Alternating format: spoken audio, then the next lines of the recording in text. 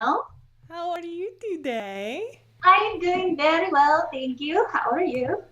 I'm gonna be really good if our stream works. Oh, that would be nice. um, I think we are. Yeah, looks like we're good to go. Let me just Excellent. keep an eye on our stream. View details. Guys, streaming is fun. Okay, we're stable. It's the most fun. Oh, It's thank the God for most. stability. I know. Thank goodness for gigabit internet up and down. Oh, I'm so excited that you finally got fiber. Oh, I know. It's gonna be a good time. So, the reason I brought you here is for a quick interview. Yeah, sure. Okay. Yeah. I'm really excited about it. So, let's get started. Okay, let's do it. Okay, so go ahead and just tell me and whoever watches this a little bit about yourself. Well, my name is Kate. I'm initially from Texas, but I currently live in Portland, Oregon. I'm 27. I turn 28 in 2 weeks, whatever, how far away this 10th is. Um, and I have two cats. They're named after Dragon Age characters. And I'm a huge ass nerd. It's great. Yeah, I mean, it's pretty great. Yeah, That's awesome. Okay, so tell me about the first time you ever heard about D&D. I had to think about this because I knew, like, when it started coming back, I knew that wasn't the first time I'd heard of it. And I had to think about it. And then I realized the first time I'd heard of it was actually okay. So, some background, my parents divorced when I was very, very young. And my dad was very conservative and married another conservative woman. Now, being raised in a capital C conservative home in the capital S South, um, I was convinced to watch a lot of these, like, oh, this thing is demonic videos. And I remembered that we had one that was about the horrors of Dungeons and Dragons. This Satanic was Panic? Satanic Panic in like 2004. So that was a thing. And I think that was the first time I'd ever heard of Dungeons and Dragons. And then it kind of left my brain until it started coming back and I'd heard about Acquisitions Incorporated and Critical Role and all these other new podcasts uh, and Twitch streams that were popping up. And now here we are. And here we are. Um, so fast forward from there to the Mhm. first time that you were ever invited to or decided to play. Um, what did you think it was going to be like when you dove in? Were you nervous? Were you excited? I was excited. I had been a theater kid in middle school and then had kind of transitioned over to choir in high school and didn't really have an outlet for how dramatic I was. So jumping into Dungeons and Dragons was fantastic. I was super excited. I was thinking it was going to be, you know, being super dramatic the entire time. I did not account for the amount of math that needed to be done. That's fair. I don't think anybody ever does. No. But it's okay. That's what we have Mindy for. Exactly. Just bring a math teacher on into your game and you're fine. You're fine. It's okay. There's no worries. Nah, not at all. Mm-mm. Okay, so the audio is being a little weird. So here's what we're gonna Okay. do. We're gonna hold All on right. real quick. Okay.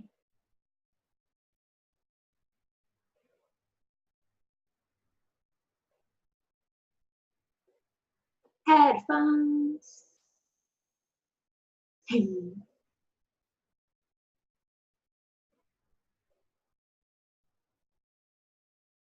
Yay. Hi. Yay. There we go. My mic is being unhappy. Oh, I'm sorry. It's okay. Um, so yeah, a lot of math, a good amount of theater. Yeah, Never enough, in my opinion. Never enough I theater. completely agree. So I guess you kind of answered my next question of what surprised you the most. Is there anything else that really surprised you about D&D that you weren't expecting? I was not expecting, I guess, like the range of emotions that I, as a player, would experience. I thought, oh, it's fine. I'll pretend to be this person, and this person will have these feelings. But yeah, it'll just be fun for me. And no, I cannot tell you the number of times I sat down at a table and started crying or started screaming or like genuinely panicking because something has gone wrong. Um, yeah, so I really wasn't prepared for like the slew of emotions that I was going to be running into. Yeah, and playing these kinds of games is really cool because when you store the memories of what happens to your characters, they're in the same place as what the memories you keep of yourself. Mm-hmm. So you not only have like the meta memory of being in the game, but you also have your player's memory of what that was like for them. Um, that's really cool to me, I think. Yeah, So, do you remember your first D&D character? I do. Her name was Bliss. She was a tiefling rogue. She was my little goat child. Um, and we played her, or I played her up to level 3 or 4. Yeah, and then the party got TPK'd. It was sad. How did that happen? Okay, so the group was sent to go take care of, I think we had to go find a wizard or something. And Bliss decided that she was gonna like run her hands through some bushes because she could, and she woke up some twig blights. They bought the twig blights. They did okay. And then they tracked down the wizard who's like, oh, by the way, there's I think it was a young green dragon. Now keep in mind this party is level 3. Oh no. And This sounds a lot like a story I have as a DM. it's not great. So they're like, oh, well, I mean, there's got to be treasure over there, so we should at least go do it. And Bliss, being the rogue, was like, hell yeah, it'll be fun. I've got sneak coming out of my ass. It'll be great. So they break in, Oh no. and here's the thing: Bliss does make it to the treasure. She does. The rest of the party following behind her did not. And the dragon woke up, and the rest of the party was all like clustered together. No. So the dragon just spewed acid at them, and Bliss was like, hey guys, what's going on? Oh shit, and died. What a great last memory. Yeah, yeah. Hey guys, what's happening? Oh, that. That's fantastic. My players in my current campaign can tell you a very similar story where they decided to split the party, and my rogue and my wizard came across a green dragon. The squishies. And I'm like, you guys can disengage, right? Right? And they're like, fireball! I'm like, no! Oh no.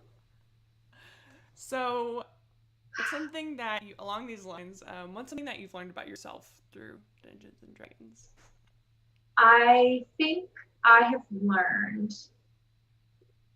really to like embrace failure. I've always had a terrible, terrible fear of disappointing people, letting them down, not living up to expectations. And through play, through, simulated scenarios, I've been able to come to terms with the fact that, not everything I do is going to be successful. Not everything I'm going to be is going to be appealing to people. There are going to be people that hate me because I'm me. There are people who are going to love me because I'm me. And I think both learning to deal with failure and learning to accept myself have been pretty big lessons from D&D. Yeah, along those lines are also you can utterly fail at something that you're really good at. Like you can have a plus 13 in stealth, but you can still roll a natural 1. Like It's so true. sometimes shit just happens. Yeah. That's great. I think that's something that I guess we could all really learn from D&D. Um, so maybe aside from this TBK from this Green Dragon, tell me about your favorite D&D memory. Okay, so I have two. Okay, go ahead, tell them both. All right. So the first time I DM'd ever, I DM'd for a party of 12, and they were all playing at the same time. Ooh. It was a lot. Now, the size had nothing to do with it, That's still, but though. it was a lot. We were all really good friends. It was actually super, super fun, but it was a lot of people. Oh, I don't think I have that many friends I want to play D&D with. I have played D&D with them since then in much smaller groups, but that was kind of, I think that was really everybody's introduction to D&D anyway. So anyway, the first scenario happened with, she was essentially a bard, and because this was the Dragon Age, system, so it was a 3d6 system, and one of our bards, I think we had like 6 bards or something like that. It was ridiculous. Or 6 rogues. Oh god. Yeah, that was the thing. So one of them, she was nobility, and she desperately wanted to meet with the ruler of the country that they were in at that point. And me being the DM who had plans for this monarch later in the plot line, and I did not want her to meet him. Now keep in mind, this is a 3d6 system. The highest you can roll is an 18. Mm-hmm.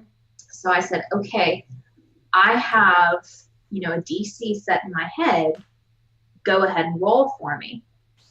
And I think she rolled like a 17 or something like that, and then had like a +8, or no, it was a +6.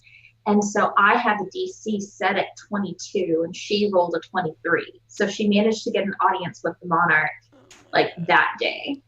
So to this day, I will message her, or she'll message me, and we'll get to talking about this campaign. And I'll be every time without fail, just be like, that fucking 23. And then the second one was from later in that same campaign. This was a different rogue. They were all visiting the house of one of their other party members. And the party member herself was exceedingly sweet, very well liked, was like the baby of the group, essentially. And her parents were not great. Super high expectations. Nothing this girl could do was correct. Aww. Like, she could do nothing right. Nothing right. So everyone else in the party hated this girl's parents. And this one rogue decided, oh, well, this family's rich. I'm going to go in the master bedroom and I'm going to steal a shit ton of jewelry. I'm like, all right. So she goes in, and I have her make an investigation check, and she doesn't see anything except a small outline in the floor. And being the naturally curious rogue that she was, she decided to pry it up, and she found a tunnel.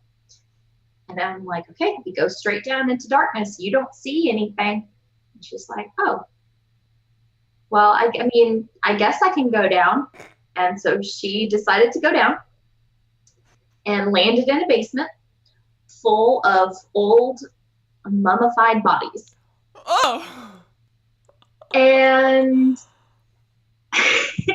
now I have to say here, I had not thought of this beforehand, but I think this is the cleverest thing I've ever done as a DM. She is basically in what is essentially a prison cell. And there are bars across one side and stone on the other 3, and the door was shut. And she goes, okay, well, I'm going to use my toolkit, and I'm going to open the door. And I'm like, okay. She rolled high, so she fiddled with it. And I was like, cool. You hear a click? And she goes, awesome. Push it open. And I was like, you just locked yourself in. So she locked herself in this prison cell with like 15 mummified bodies, and then she had to like, I think she failed the next 2 attempts at like trying to unlock the door. It was good. It was the best thing. Do you raise the DC every time someone fails a skill check, or do their tools break? I do now, but that was my first time DMing, so I had no clue about like adding bits like that at all. It was really just if she met the DC, she could be let out. But yeah, I think she rolled pretty poorly the next 2 times to try and undo her mistake.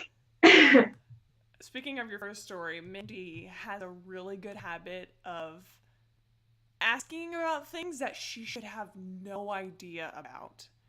And rolling one of her low stats, like intelligence is usually one of her character's low stats, getting a natural 20. Oh, man. No, I'm not prepared to give you this. I don't want you to know this yet. No, She's done that like 3 or 4 times in this campaign, and it's like changed the campaign each time she's figured it out. God, she's too damn smart. She makes me crazy. I love you, Mindy. So, Kate, how would you describe yourself as a player? As a player, I would say very much I'm an actor. I love story. I love plot. I love being dramatic. I love embracing this new persona I've created. I love being kind of in the moment. Escapism has been a really big thing for me kind of throughout my entire life, and D&D is a very, very, very good way to go about it. And so being able to act and be someone new and different is great. Yeah, I think that there's something really cool about being a character who has magic or can punch doors down or go into a rage or contact our deity. There's something really cool about that you don't get some people don't get to have in real life. Like, I can't punch jack shit. So, so on the flip side of that, how would you describe yourself as a DM? I would say I'm pretty merciful. I want my players to succeed. And recently I had this realization. I saw someone post something somewhere where it's not really you versus your players, it's you and your players versus a problem. And I really liked that. I really like working with my players so that they can succeed. Sometimes the dice just don't allow it. But my end goal is to make sure that my players are accomplished and that they feel good about themselves, that their characters feel good, that their characters are, compensated properly.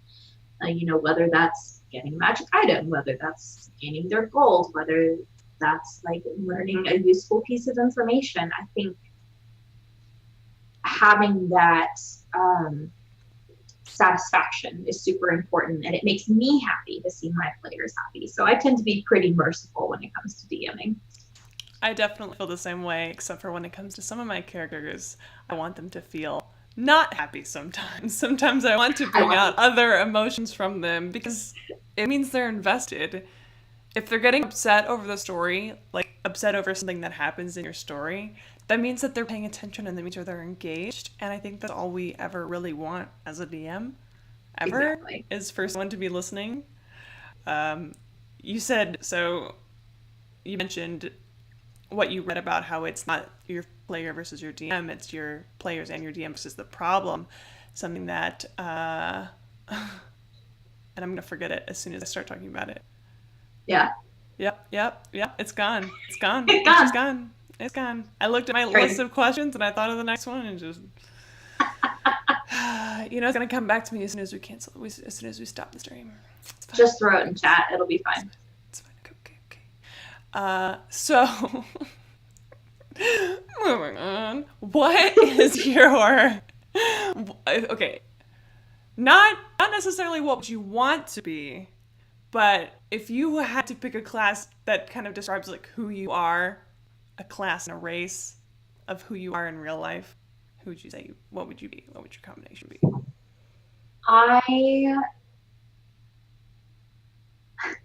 my immediate response is NPC. Oh no. But if we're going with, standard race and class, I think I'd probably either be human or halfling. And I think my class would probably be bard. I've always been fairly well spoken, and that just seems right. Yeah, sometimes I feel very bard, and sometimes I feel like wild magic sorcerer, because shit just kind of happens. It just, Yeah, things just happen. it's so true. Like this campaign, Yep. a little bit. Speaking of classes, what class have you not played that you really want to?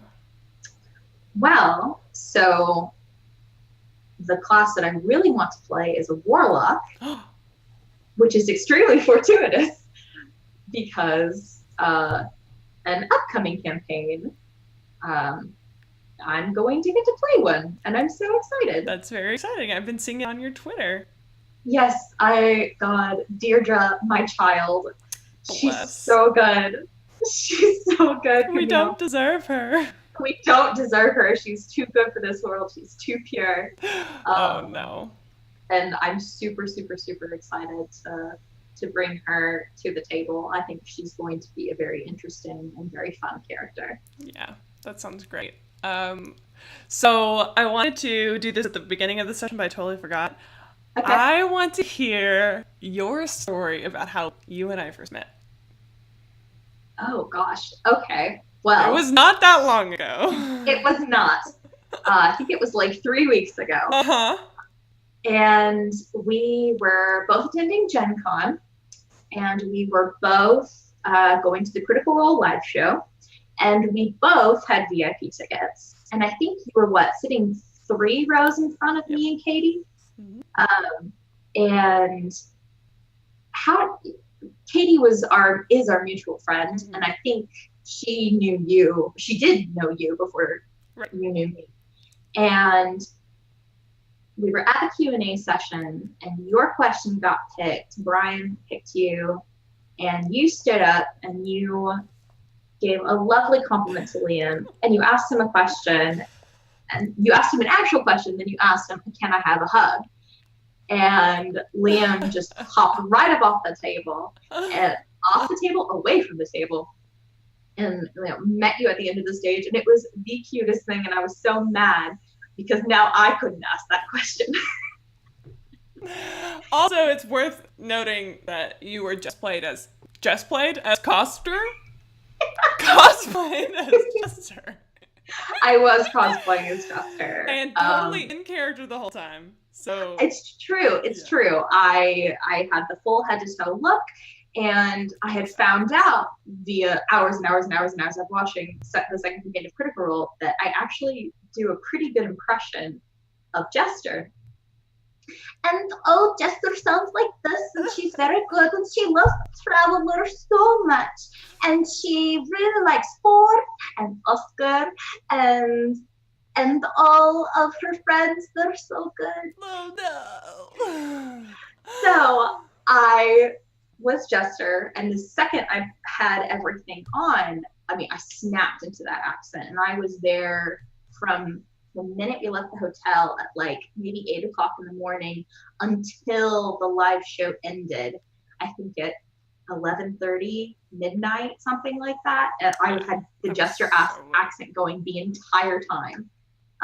Except for one instance, we were in one of the exhibit halls, and we were just leaving, I think, the Blizzard area, and this little girl had this backpack that was the same color as my hair, and it was metallic and had butterfly wings on it, and she told me that she liked my backpack because I had the hot pink sparkly backpack like Jester would have, and she just goes, "Oh, I love your backpack."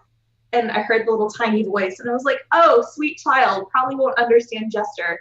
Thank you." So I was out of Jester for 10 minutes, but the rest of it was, I was in that accent the entire time. Bless. I know you and I, we can go back and forth in our Jester accent forever. It's so good. It's so fun. It's addicting. It is.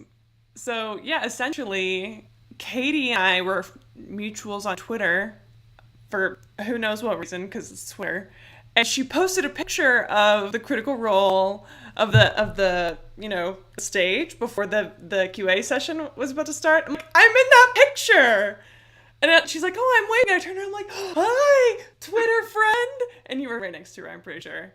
Yep. And then during a break, I was like, hi, I'm Camille. She's like, hi, I'm Kate. And this is Katie. And I'm like, hi, Katie. You're awesome. And that was that. Yep. That's how it went. And it's been a beautiful 3 weeks. I know. So we're obviously fans of Critical Role. Yes. And we cannot, I guess, ignore the effect that Critical Role is having on the TTRPG community. Mm-hmm. How do you feel about the fact that there's this kind of renaissance of Dungeons and Dragons and all kinds of tabletop role-playing games? I think it's fantastic. I think it's allowing a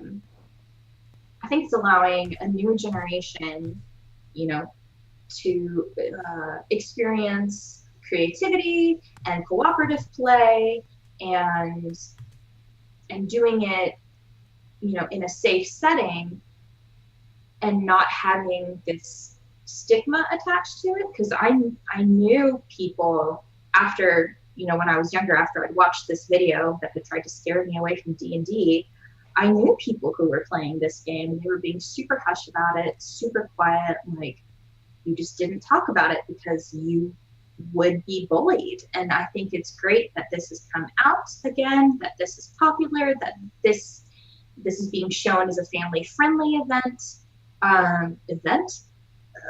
genre.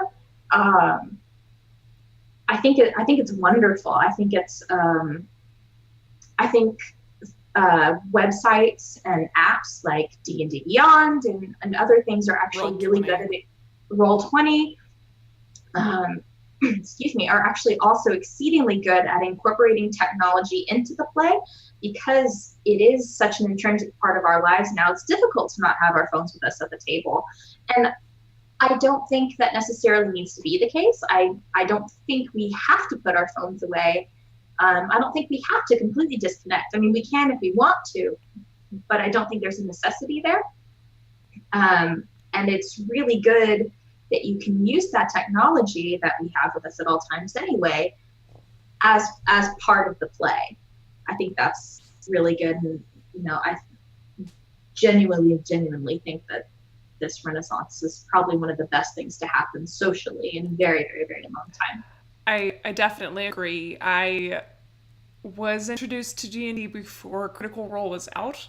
I've been doing role-playing play-by-post for a long time. And even with that in my background, hi Max, he's a sleepy puppy. Even with that in my background, there he goes, he's just gonna go back to sleep. I still kind of had this perception of D&D that it was super nerdy because I didn't understand, I didn't know it. All I had was that stereotype that the media had portrayed.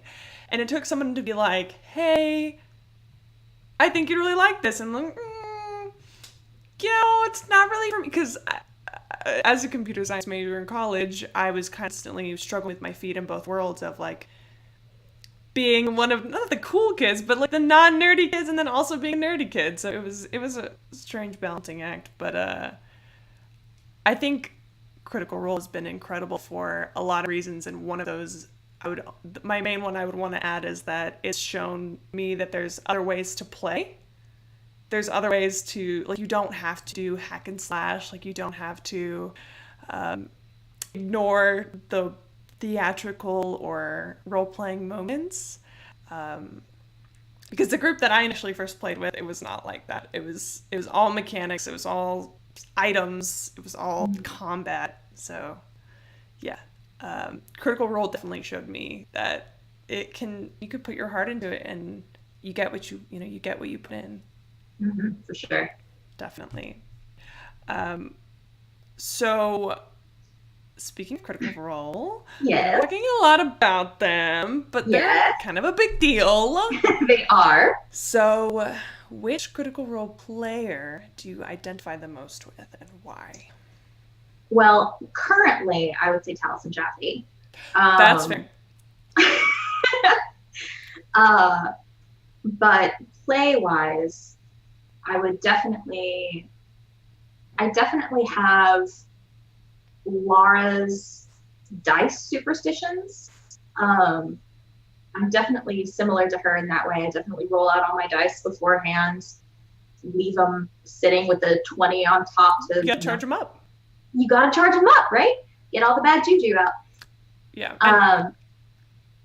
Sorry, but I think like play style, I think it's closer to Liam. I think I'm pretty sure, like play style, I'm more associated with Liam. I used to never believe in luck until I started to play D&D. Right? I'm like, luck is dumb. Like, it's just, things just happen. And now I'm like, I got bad juju. Yeah. I'm not superstitious about literally anything else except for my dice. Like, dice luck is a thing. I mean, we have the Will Wheaton curse, the golden snitch. That golden snitch, though, like in this campaign, I'm not happy. I hate the fact that Matt has it. But, you know, what can you do? Yeah, it's fine. I remember that moment during the Battle Royale when Taliesin gave it up. I'm like, oh, no, give it to me. I want it. I wonder how much money they would get for that if they put that up on eBay. They'd auction it off for charity. That would be so cool. Oh, that's true. They could do it for one of, like 826 LA or something. That'd be great. Mm-hmm. What are, aside from Dungeons and Dragons, what are your other nerdy activities or things that you do aside from playing D&D that other people may consider nerdy, but you're like, no, this is really cool. This is me. I play a lot of video games, although that's really mainstream now as well. I have been playing video games since I was 5 or 6. My dad would have like this joystick controller that he would connect to his old desktop computer, and we would play like World War I fighter pilots. There's that, and then I embroider a bit, but that's really it. I read a shit ton of books all the time. I'm constantly reading. I mean, you're a professional dungeon master, so I mean that's pretty nerdy. Yeah, in the best way. Yeah. D&D has kind of taken over my life since I moved up here to Portland. I had this kind of part-time job fall into my lap where I am a professional DM. I get paid to run Dungeons and Dragons on a bi-weekly basis, and it's fucking incredible. I love it. It's great. And that brings me to my last main interview question is, what's something coming up that you're really excited about? Ooh, I have several things, and they're all within like the next 2 weeks, and these next 2 weeks are going to be insane. So first off, the part-time job that I worked for, it's called Orcs. It's based here in Portland, Oregon. It's a bi-weekly tavern pop-up at a local bar, where people buy tickets and they come in and they sit down and they get a 3-course dinner and 5 hours of D&D for like $40. It's amazing and super fun, and it's absolutely incredible. And you just play little one-shots. It's sort of like an offshoot of Adventurous League, I guess, but I absolutely enjoy it. So Orcs Sources first anniversary is coming up, I think not this Friday, but not this coming Monday, but next Monday. So it's going to be our first anniversary. It's called Orcs Fest. It's going to be super big and super fun. I'm very excited. I will be running a one-shot that I wrote myself. And it's going to be a huge hit. That's super exciting. Yeah, I'm really psyched about that. The next thing is actually during Rose City Comic Con, Orcs is actually having its own panel talking about D&D and the Renaissance thereof. And out of, any number of DMs they could have had on the panel. They actually invited me to speak on the panel as kind of like the woman's voice within D&D. And I'm super excited. It's called Polyhedrals to the People. I think it's at 3 p.m. on Saturday at Rose City Comic Con. It's guys. gonna be great. It's gonna be me and our tavern master, Anthony, and then I think either 3 or 4 other DMs, and it's just gonna be, panel style talking. It's gonna be great. And then the last thing is actually that same weekend. It's called Level Eater Portland, and it is it's a charity that's being run by I think it's the main singer from the Decemberists, and he is doing this thing called Level Eater Portland, and we're raising money for charity.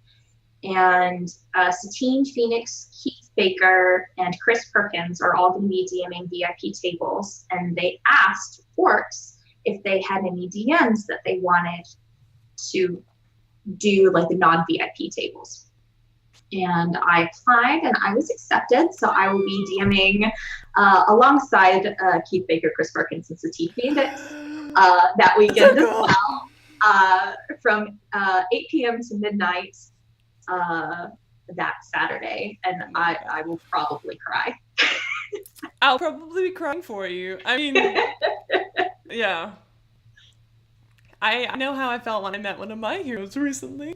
Oh, getting that hug from Liam. I know, I have to bring it up at least once a day. It's like a quota that I have to fill. Completely understandable. Liam hugs are best hugs. It was such... Anyway, it was really hard. So what we're going to do now is, do you have your dice with you? Oh, shit. Yes. What are we doing? Go ahead and roll some stats. Oh, shit. I don't have my character sheet. We can just write them down, and we'll figure out where to go later. Okay, you're writing them down for me. I'm writing them down for you. Cool. 46 drop the lowest? Yes, ma'am, and you can roll 1 in any single roll. Okay. Oh God, I have to pick like my good dice. My hands are shaking. Don't spring this on me, Camille. I just did. Fuck you. I think I actually told the other players that they were going to be rolling for their stats. I just forgot to tell you. I'll just experiment with Kate. It'll be fine. It's fine. It's fine. You're good for it. This is fine. Yeah, sure. Okay. I can roll for you, but it's not nearly as fun. No, it's not. All right. I have my pretty dice. Ooh, do they match your hair? They do match my hair. This one is my favorite because this is one of the lemon and honeycomb dice that Lenny Lee makes. And I follow her on Twitter, and she's a very good dice maker. I highly recommend you buy from her. All right, let's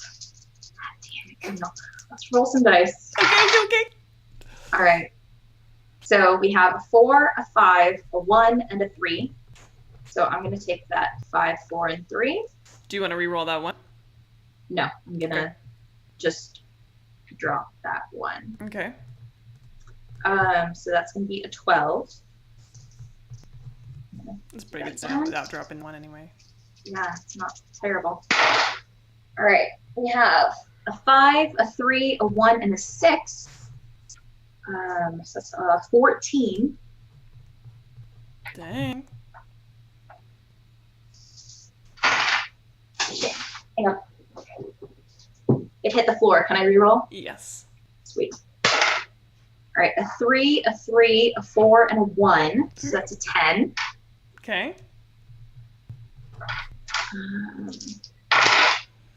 A 6, a 5, a 5, and a 2. Ooh. So that's a 16. Nice. How many more do I have left? You have 2 more. 2 more. Yeah. A 5, a 5, a 5, and a 1. Oh my God! 15.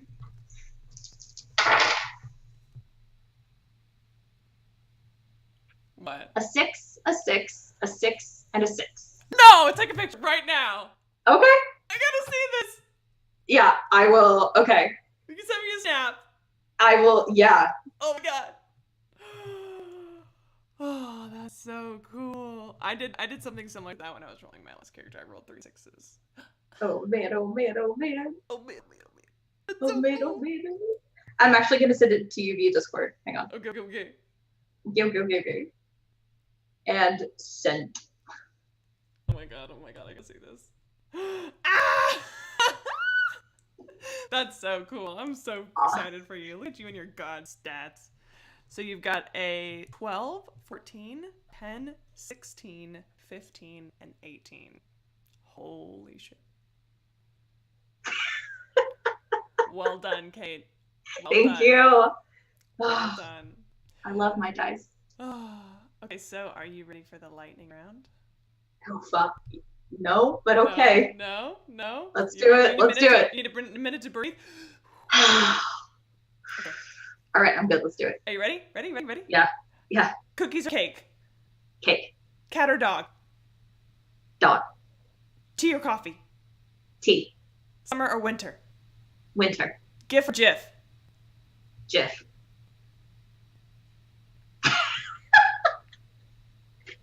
We can debate this later. Keep going. Virtual character sheets or paper character sheets? Paper character sheets. Virtual dice or actual dice? Actual dice. Bard or sorcerer? Bard. Cleric or druid? Cleric. Fighter or monk? Monk. Ranger or paladin? Ranger. Warlock or wizard? Warlock. Rogue or barbarian? Rogue. Ooh. Range or melee? Range. Short sword or scimitar? Scimitar. Radiant damage or necrotic damage? Radiant damage. Dungeon master or player? Two sides of the same coin. I'm fine either way. Combat or RP? RP. Last question. Prepare or improvise? Improvise. Your players can't ruin your plan if they don't have a plan to ruin. Exactly. That is exactly how I feel. They cannot ruin anything if I don't have anything to ruin. Yep.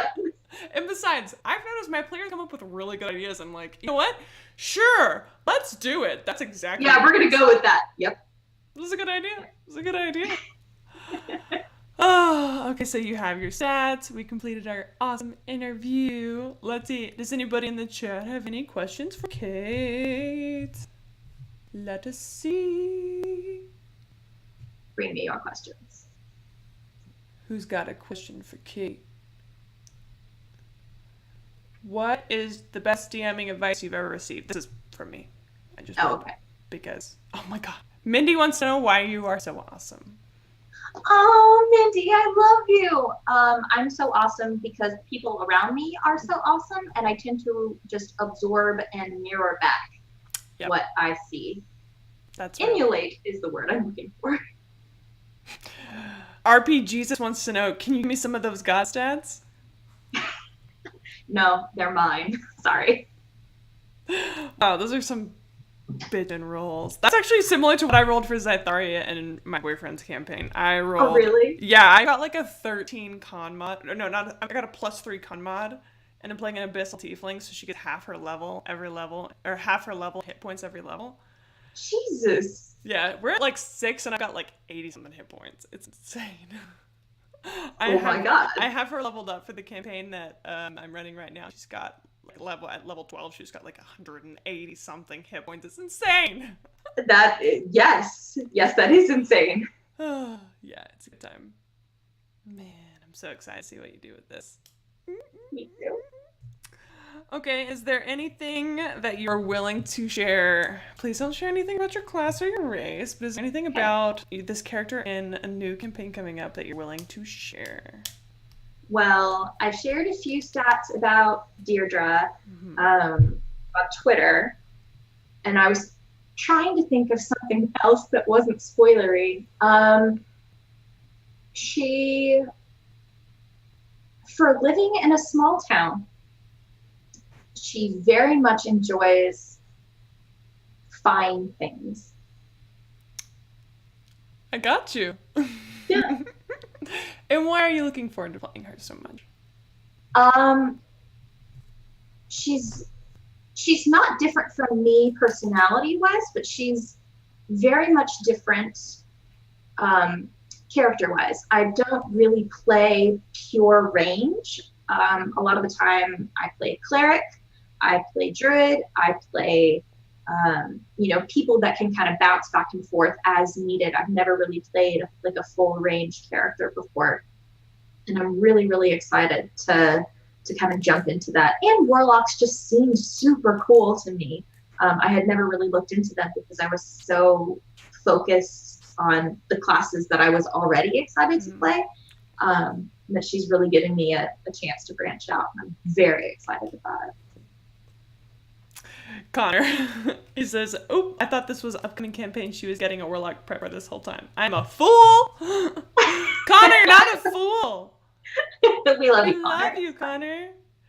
For those of you guys who don't know, Connor is essentially the backbone of this campaign. He answers all of my questions about Twitch and streaming.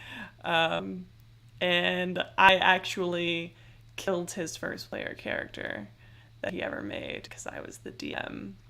Damn it, Camille. It's okay. It happens. It's fine, I guess. It's fine. All He's right. also, when he's not playing, he's the moderator on our chat. He is, and he has his own Twitch channel, Cyberwolf1201, where he plays a lot of video games about a lot of lore. Trademark. It's his thing. It's his brand. Brand. Is my brand. That's how I felt when Taliesin came out with the Great Player. I was like, oh, my class. Ah! I have a Triton Grave Domain Cleric who I love with all of my heart, except now that heart is shared with Deirdre. So I have my Grave Domain Cleric and my little Warlock child. I cast Bless on your Cleric and Deirdre. That's all. Oh. We've got some last questions. Favorite player race and favorite class from RPGs. Favorite player race. I've always liked tieflings. Oh my god. I Usually when he asks this question, it's what is your favorite race and why is it tiefling? So I mean, it's a fair question. It's so good. Tieflings are so good, and They you are. get a hellish rebuke, and it's great. So I really, really love tieflings. I don't think they're my favorite anymore. They definitely were in the past. Mm-hmm. I think now, it's not technically out yet, but Keith Baker's Eberron book that's coming out has these two races, one of whom I have been wanting to convert to 5e for forever, and I'm so excited it's here, is Warforged. I want to be a Warforged so bad. I want to be a Warforged bard that instead of singing, has music box music Oh playing. my goodness. I think Warforged are amazing. And then the other race that I'm super psyched to see played is the Kalishtar, which are basically, you have another sentience inside of you that helps influence your decisions and influences who you are as a person. And I think that would be very, very, very neat to play. But Warforged have my heart forever. I love them. That's fair. RPGs also wants to know, what is your favorite non-critical role content, D&D content to watch? Aside from Open for Adventure. Hey! Aside from Critical Role, I love Dice Camera Action a lot. I'm actually catching up on it now. I'm only on episode 31, something like that, out of 118 episodes. So they're still doing their Barovia campaign. And I love the characters. I think Diath is fucking hilarious. I love Strix. I think their characters are really good, and I love how involved they are, but still keep it casual. I think that's really good. And then, you know, you have the Adventure Zone, which is kind of if Critical Role is one end of the spectrum, the Adventure Zone is decidedly the other side. Yes, it is. But yet they'll still both make you cry. Yeah. So the Adventure Zone is definitely something that I've been involved in. I really only started listening when I saw people crying about the finale for the Adventure Zone. And because it happened to coincide with the finale of the first campaign of Critical Role. Which was super emotional. Which was also super emotional. And so people were crying about both things. And I was like, okay, I get the CR one. What is this Adventure Zone? And I actually, up to that point, hadn't really listened to the McElroy brothers at all. Like, I knew who they were. I knew, you know, I had seen them on Vine. I had, you know, heard of My Brother and Me. But it just, I thought it wasn't going to be appealing, but people were super invested in this ending. And so I started listening to it. And now you get it. And now I get it. I completely understand. So I would definitely say Death Camera Action and The Adventure Zone. All right. And our last question of the night is going to be from RP Jesus and also your cat. And my cat, Josephine, who's trying to get into a cabinet and she can't. I would meow too if I couldn't get into the cabinet. What is your favorite official module? Oh.